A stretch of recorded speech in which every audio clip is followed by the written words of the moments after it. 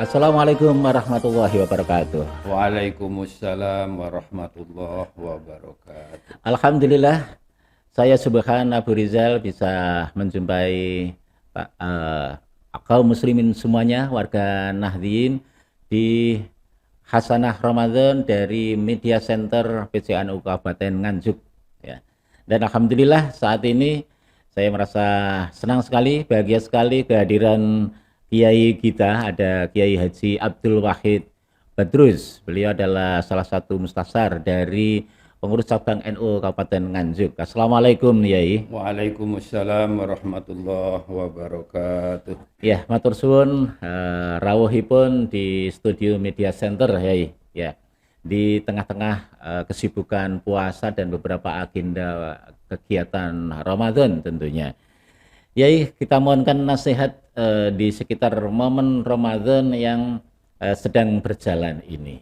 Tentu manfaatnya tidak hanya kepada umat Islam secara pribadi, tetapi secara jam'iyah atau kelembagaan. Nah, dalam hal ini jam'iyah Nahdlatul Ulama ataupun nilai-nilai keaswajaan ini, bagaimana momen Ramadan ini ada sebuah peningkatan-peningkatan, atau dari sisi mana kita nasihat Yai yang bisa dilaksanakan oleh warga Nahdien. Yai, mohon nasihatnya. Assalamualaikum warahmatullahi wabarakatuh. Kita syukuri kita masuk dalam bulan Ramadan dengan penuh keceriaan, kegembiraan, dan mudah-mudahan kita akan bisa sampai akhir di bulan Ramadan nanti sekaligus dengan Idul Fitrinya. Bahwa sebagai warga masyarakat Nahdien, Ramadan ini tentu menjadi peluang besar bagi jam'iyah maupun jamaah Nahdlatul Ulama untuk mengikatkan kembali, meningkatkan komunikasi antara pengurus cabang MWC ranting dengan berbagai event-eventnya yang ada, untuk mengikatkan diri, mengkomunikasikan antara satu dengan yang lainnya dengan kegiatan-kegiatan yang terjadi di bulan Ramadan. Kegiatan di bulan Ramadan yang sudah melembaga di kalangan kaum muslimin, terutama di warga Nahdlatul Ulama, adalah yang pertama, di pondok-pondok pesantren diajarkan pengajian-pengajian kilat, pengajian-pengajian sampai khatam hanya dalam waktu 30 hari harus sudah khatam, tetapi itu merupakan media pembelajaran yang sangat luar biasa yang diwariskan oleh para masyayikh kita terdahulu. Alhamdulillah sampai sekarang masih bisa berjalan dengan baik. Yang kedua, ada media sholat Jumat, ada media sholat taraweh, ada media sholat tahajud, ada media sholat hajat, ada media zikrul ghafilin, ada media-media komunikasi keagamaan. Di dalam bulan Ramadan ini sangat terbuka untuk dapat dilaksanakan. Setiap selesai sholat Isya, saya melihat dan mendengar hampir setiap langgar-langgar NU, masjid semuanya mengadakan tadarus Al-Quran. Dan dari dulu seperti itu. Saya mengharapkan pada akhirnya, pada zamannya, ada semacam upaya peningkatan kualitas. Di samping tadarus tetap dapat dilaksanakan, diperlukan juga ada kajian-kajian tafsir Al-Quran, sehingga nanti mulai dari halaman pertama, surat yang pertama sampai seterusnya, walaupun tidak khatam selama 30 juz, itu insya Allah akan bisa menjadi sangat manfaat. Saya di pesantren saya ngaji kitab Al-Ibris, tafsir karangan dari Kiai Bisri Mustafa, ayahnya Kiai Mustafa Bisri, kakek dari Menteri Agama kita. Itu bahasa Jawa yang sangat lugu, tapi kemudian kita menjadi sadar ini ternyata Indonesia itu punya mufasir-mufasir yang luar biasa, yang pada masa itu zaman penjajahan sudah dikarang dan disebarkan, dan kemudian sampai sekarang tetap di beberapa pesantren masih tetap diajarkan. Kalau ngaji-ngaji yang setiap saat ini bisa dijalankan dengan bagus, akan menjadi sangat luar biasa.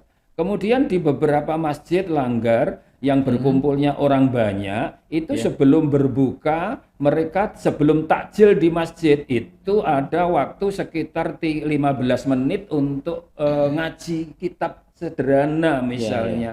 Tetangga berkumpul di masjid, tetangga mengumpulkan bahan-bahan yang nanti digunakan untuk takjil itu bersama-sama, kemudian didahului sebelumnya dengan mengaji, terselah apa fikih, apa tauhid, apa akhlak, apa ubudiyah dan lain sebagainya, monggo. Dan ini sebetulnya yang sangat mengena langsung kepada masyarakat kita.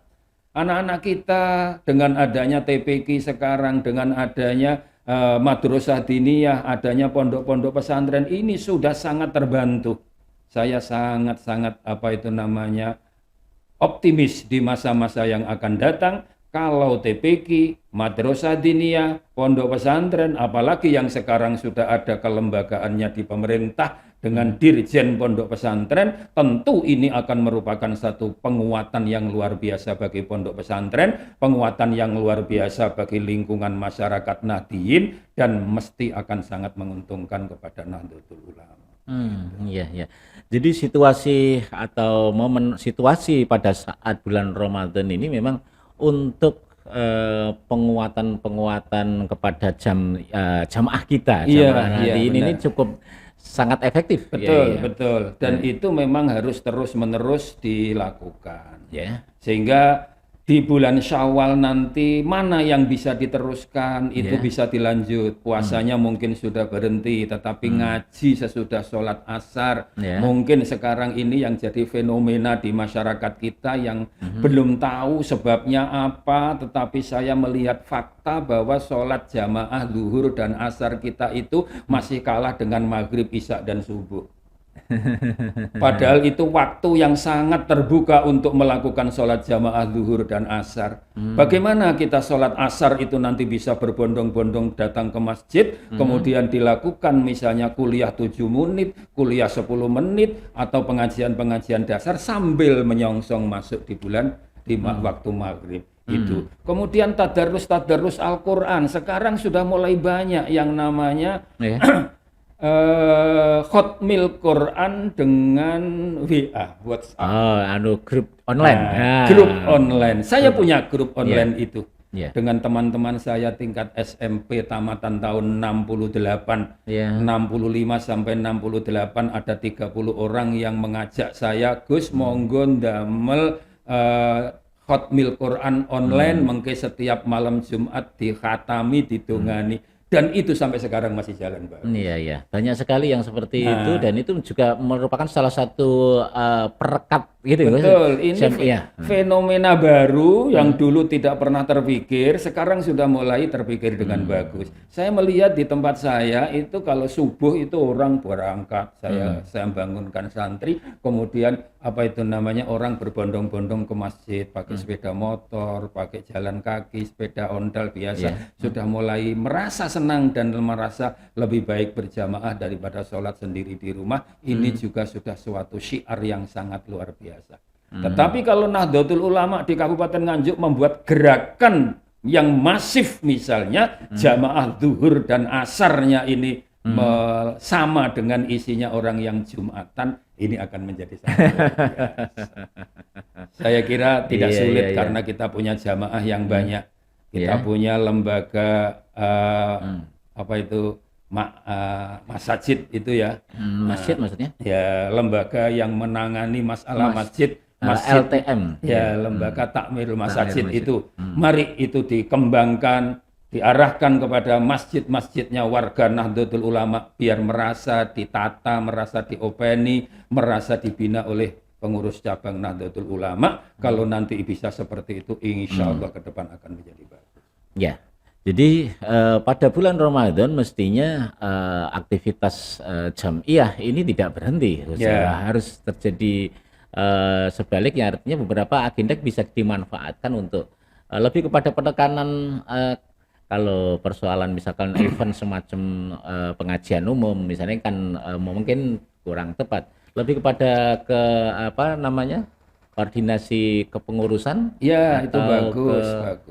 Ya, seperti di pengurus Nahdlatul Ulama ini misalnya mulai tingkat ranting MWC cabang sampai dengan pusat, adakan pertemuan setiap seminggu sekali. Nanti buka bersama, kita sudah lakukan seperti itu. Tapi juga dengan koordinasi, kemudian target yang kita ingin capai itu apa, itu harus tegas dan jelas. Karena apa? kita itu umatnya sangat besar, banyak dilirik oleh banyak pihak dari segi ekonomi, dari segi sosial, dari segi politik. Bagaimana kita bisa mewarnai ekonomi, sosial, dan politik itu? Jangan sampai kita diwarnai oleh orang lain dan dimanfaatkan oleh orang lain. Inilah yang harus kita lakukan. Umat itu sebetulnya menunggu kebijakan dari pengurus jam'iyahnya. Bagaimana nanti song-song bola pengurus jam'iyah datang mendatangi ulama-ulama yang ada di setiap desa, di tingkat desa, di setiap kecamatan, di tingkat kecamatan, di tingkat nanti kemudian ada komunikasi lebih lanjut. Yang didatangi, yang dirawui, yang disilaturahimi ini mereka merasa diorangkan oleh pengurus ini sudah satu kelebihan yang luar biasa. Ya, Ramadan ini akan menjadi kewajiban semua umat Islam, Yai. Nah, yang melaksanakan, yang memanfaatkan juga tidak hanya warga dan pengurus Nahdlatul Ulama. Ada lembaga jamiah yang lain. Dalam hal itu gimana, Yai? Bahwa puasa itu orang orientasinya adalah tidak makan ketika siang dan berbuka itu makan. Karena itu maka secara ekonomi biasanya kalau sudah waktu menjelang maghrib itu biasanya orang jualan itu luar biasa banyaknya. Dengan berbagai cara dan berbagai promosi yang mereka lakukan. Kalau yang memanfaatkan dan memperoleh manfaat itu adalah warga atau umat Islam secara makro dan mikro, itu akan menjadi sangat bagus. Tetapi kalau yang memperoleh manfaat itu orang lain, lah ini akan menjadi tanda tanya bagi kita.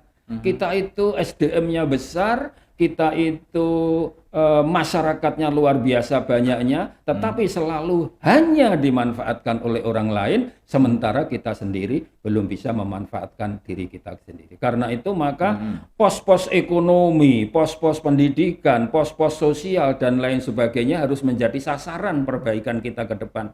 Saya senang dengan Kabupaten Nganjuk yang sudah mulai ada upaya bagaimana pengadaan menggali dana dari masyarakat Nahdlatul Ulama sendiri, kemudian mengembangkan ma'arif dengan pendidikannya, mengembangkan ekonomi dengan berbagai lembaga-lembaga ekonomi yang ada. Ini sudah merupakan satu proses pemberdayaan awal menuju kepada Nahdlatul Ulama yang mandiri, Nahdlatul Ulama yang progresif ke depan menjadi sangat luar biasa. Iya.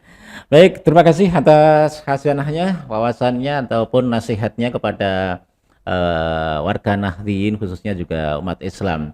Sebelum kita akhiri, Yai mungkin ada beberapa pesan terkait dengan bagaimana Ramadan ini memperkuat keberadaan jamiah maupun warga Nahdlatul Ulama ini. Yang pertama bahwa semakin dekat dengan hari raya ujian semakin berat. Ibarat orang yang lari jauh itu mendekati finish itu malah harus kerja keras. Tapi sebaliknya kita itu biasanya hari pertama Ramadan itu softnya penuh masjid itu, kemudian lama-lama semakin berkurang. Ini yang harus kita benahi. Yang kedua, mari sosial, politik, pendidikan, dan lain sebagainya, kesehatan, kita jaga dengan sebaik-baiknya agar semuanya itu bermuara kepada pembesaran Nahdlatul Ulama. Pendidikannya, arahkan anak-anak kita supaya mengerti sejarahnya Nahdlatul Ulama itu bagaimana, sejarah ma'arif itu bagaimana, sejarah pendidikan para pendiri-pendiri Nahdlatul Ulama itu bagaimana, itu hanya ada di sekolah-sekolah yang berada di dalam naungan Nahdlatul Ulama. Karena itu mari, siapa yang akan membesarkan lagi kalau bukan kita sendiri dari warga Nahdlatul Ulama. Demikian juga ekonomi kita sudah mulai banyak toko-toko yang dimiliki oleh warga Nahdlatul Ulama. Mari kita fokuskan ke sana. Mari kita bersama-sama dengan satu prinsip take and give, saling menerima, mereka menjual, kita membeli, tetapi dengan pendekatan ukhuwah yang lebih bagus, dan yang lebih penting lagi bahwa Nahdlatul Ulama di Kabupaten Nganjuk ini adalah mayoritas penduduk Muslim di Kabupaten Nganjuk. Mari kita bisa menjadi figur uswatun hasanah bagi masyarakat kita. Mari kita menjadi teladan yang terbaik, mari kita menjadi contoh yang terbaik bagi masyarakat Nahdlatul Ulama pada khususnya dan masyarakat Kabupaten Nganjuk pada khususnya. Ini saja yang bisa saya sampaikan. Terima kasih, mudah-mudahan bermanfaat. Wassalamualaikum warahmatullahi wabarakatuh. Waalaikumsalam warahmatullahi wabarakatuh. Terima kasih Yai Haji Abdul Wahid Badrus. Pemirsa, kebersamaan dengan beliau semoga bermanfaat untuk jamiah, untuk kita semuanya. Saya Subhan Abu Rizal harus undur diri dalam Khazanah Ramadan dari Media Center PCNU Kabupaten Nganjuk. Wassalamualaikum warahmatullahi wabarakatuh.